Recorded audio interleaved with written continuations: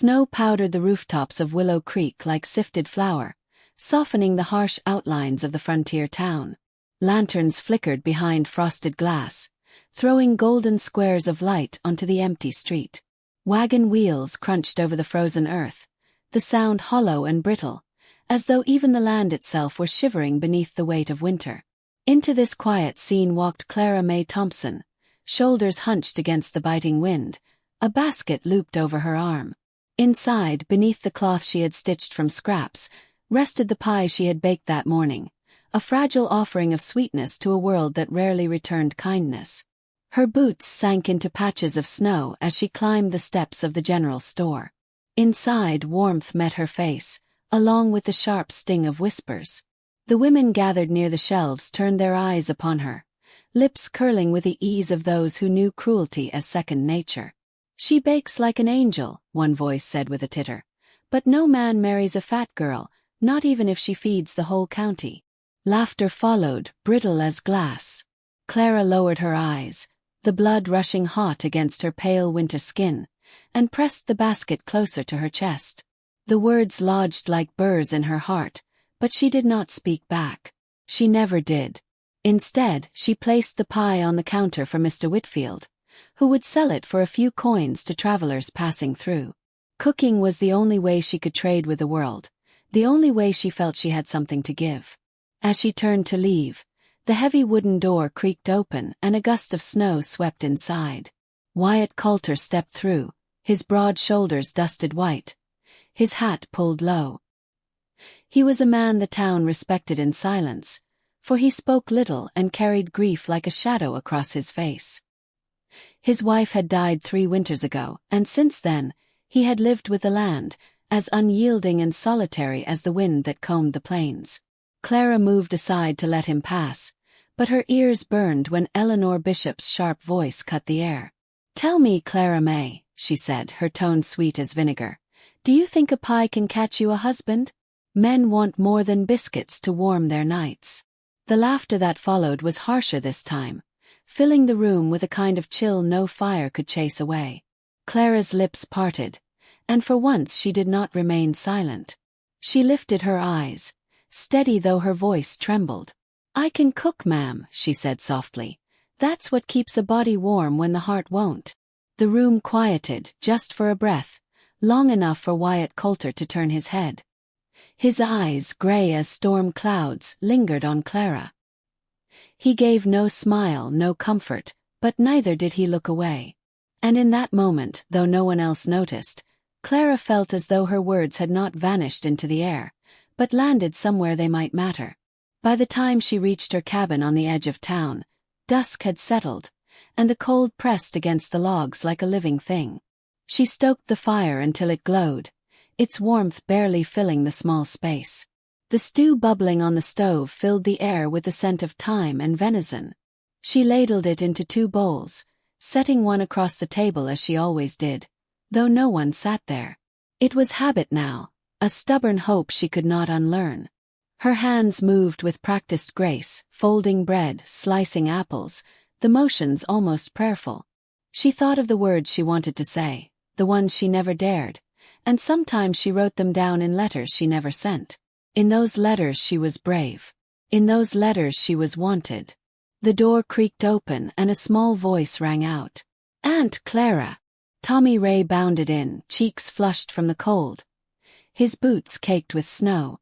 The boy filled the cabin with laughter, the kind that cut through her loneliness like a sudden ray of sun. He dug into the bread she set before him, crumbs tumbling down his shirt. "Your biscuits taste like happiness," he said with his mouth full, and she laughed, the sound shaky but real. Later, after Tommy had fallen asleep in the cot by the fire, Clara sat by the window, watching the snow drift across the land. The town's cruel words replayed in her mind, but they softened when she thought of the stranger's gaze in the store. She told herself not to linger on it, that men like Wyatt Coulter didn't notice women like her, yet the thought clung stubborn as ivy. 2 days later, she carried a basket of food to Sheriff Amos Boone's office. He had asked for extra provisions to give to families snowbound on the outskirts. She trudged through the drifts, her breath rising like smoke, the weight of the basket pulling against her arm. When she reached the office, she found Wyatt already there, dropping a stack of chopped firewood beside the door.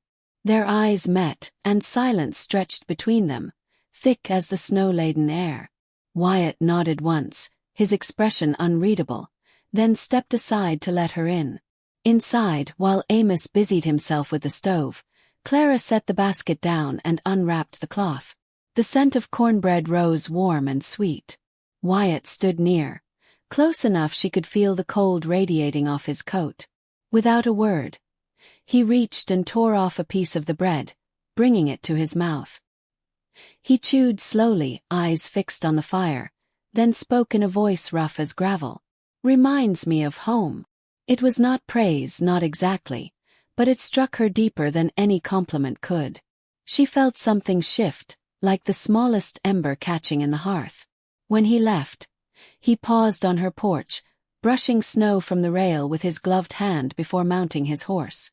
The gesture was nothing, and yet it lingered in her mind all that night, long after the hoofbeats faded into silence. Clara sat by the frosted window, staring at her reflection in the glass. Her cheeks were round, her body heavy, her hands calloused from work. Yet behind the fogged pane she caught a glimpse of something she had not seen in years, a quiet strength, a spark of defiance. She whispered to herself, so softly the words nearly vanished into the crackle of the fire. "Maybe I'm more than they say." And as the snow thickened outside, she let herself believe, if only for a moment, that change might yet find her, like a rider emerging out of the storm. The thaw never came quickly in Willow Creek. Winter dragged its heels, stretching each day into a slow ache, the cold burrowing into marrow as though it meant to stay forever. Clara May rose each morning to the sound of her own breath clouding the air, to the rasp of wood against the stove and the hollow emptiness of her little cabin. Yet a new rhythm had crept into her days, one she dared not name. She began to expect the sound of hooves crunching in the snow, the soft thud of a parcel dropped on her porch. Flour, beans, once even coffee. Wyatt Coulter left them without a word, the quiet generosity of a man who seemed to know what she needed before she asked. She never saw him linger, but she felt his presence in the gifts, and the thought of him carried her through hours of silence. The town, however, was not blind. They noticed the way Clara's cheeks flushed when Wyatt's name was mentioned, the way his eyes sometimes followed her when she walked through the square. And gossip in Willow Creek spread faster than fire on dry grass. Eleanor Bishop, ever the first to draw blood, took it upon herself to poison every conversation. "She's desperate," she whispered, lips pursed, eyes sharp. "Throws her pies at any man who'll take a bite. Mark my words, she'll try to snare Wyatt Coulter yet." The women chuckled behind their hands, their laughter thin but cutting. Even the men gathered outside the saloon muttered warnings when Wyatt passed. "Careful, Coulter. Don't let that woman tie you down with biscuits and pity." Wyatt never answered, only tugged his hat lower and kept walking. But his silence was not indifference. It was a gathering storm. He carried those words in his chest, and though his face revealed nothing, a slow anger smoldered behind his eyes. Clara did not hear all the whispers, though enough reached her ears to sting. Shame pressed against her ribs, threatening to undo her. Yet every time she saw the sack of flour on her porch, or heard the heavy tread of Wyatt's boots in the snow, that shame loosened its grip, and she breathed a little easier. One evening, when the wind rattled her shutters and the sky turned the color of ash, she found Wyatt standing by her fence, a bundle of wood in his arms. He said nothing as he dropped it by the door. But when he turned to leave, she surprised herself by asking, "Stay for supper?" The words left her mouth before she could weigh them, before she could hear the echo of the town's mockery in her mind. For a heartbeat she feared he would refuse. But Wyatt paused, brushed the snow from his gloves, and nodded once. Inside, the fire glowed and the air filled with the scent of roasting potatoes and venison stew. Wyatt sat at her table, his hands folded, his presence steady as an oak tree. They spoke little at first, the silence between them soft rather than awkward. Then he told her, haltingly, of his wife's laughter, how it had once filled their cabin like birdsong. His voice caught, and Clara did not reach for his hand, did not intrude upon his grief. Instead she set another piece of cornbread on his plate, an unspoken offering. In return he asked about her mama's recipe book, worn thin from use. She smiled shyly, speaking of pages smudged with flour and butter, of nights spent memorizing the way her mother's hands folded dough. The words came slowly, but each one felt like a stone laid on a bridge between them. The peace of that evening did not last. A week later at the church social, the town gathered beneath the glow of lanterns, boots thudding against the wooden floor, laughter and fiddle music mingling in the air. Clara wore her best dress, simple but clean, and carried a tray of sweet rolls dusted with sugar. She had promised herself she would not let their whispers keep her away. For a while, she managed to smile as children reached eagerly for her rolls, their sticky hands proof that her food brought joy where her presence did not. But Eleanor Bishop could not resist. She stepped forward, her voice carrying over the music, her smile wide enough to cut. "No man marries a fat girl, Clara May," she declared, her words sharp as a whip. "You think baking bread will change that?"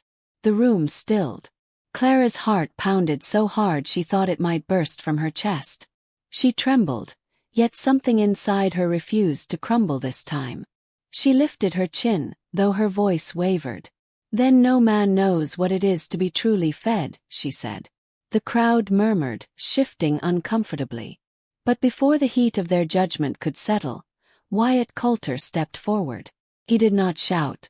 He did not need to. His voice, low and steady, carried to every corner of the room. "This woman cooks like heaven itself," he said, his eyes fixed on Eleanor. "She works harder than any ranch hand I've known. And she's got more heart than this whole town put together." His hand found Clara's, rough palm covering her trembling fingers, and the room gasped as though the air had been knocked from it. For a moment all gossip died.